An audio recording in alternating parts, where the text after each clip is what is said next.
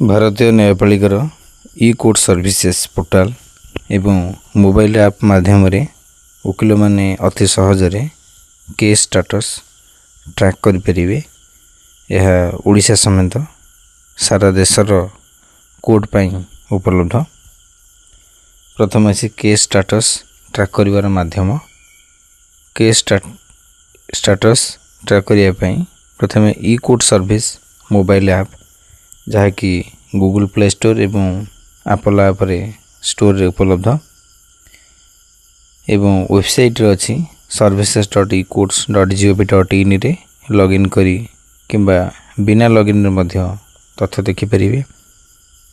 Second, वकील मान पई ट्रैकिंग प्रक्रिया। वकील मान निम्नलिखित पद्धति केस खोज परिबे। CNR नंबर बा जहाँ को हमें केस नंबर रेकर्ड।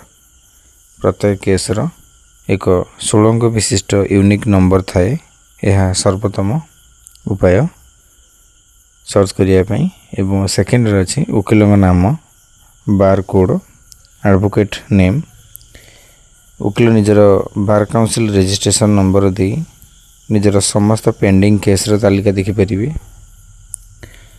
आउ गोटे माध्यम है पार्टी नेम, पिटिशनर, रिस्पोंडेंट तांको नेम टाइप करी सहित case number, filing number, FIR number किंबा एक्ट अनुसार मध्य खोजा जाय परिबो। माई केसेस बा मो केस रो सुविधा ऑप्शन रे एठारे आपण निजर बारंबार देखिबा को थिबा केस गुडी को सेव करी रखि परिबे। एहा द्वारा प्रत्येक थर सर्च करिबा आवश्यक पड़िबो नाही। केस रो शुनानी तारीख, हियरिंग डेट, ऑर्डर कॉपी एवं केस हिस्ट्री सीधा सड़क मोबाइल रे उपलब्ध रहिबो।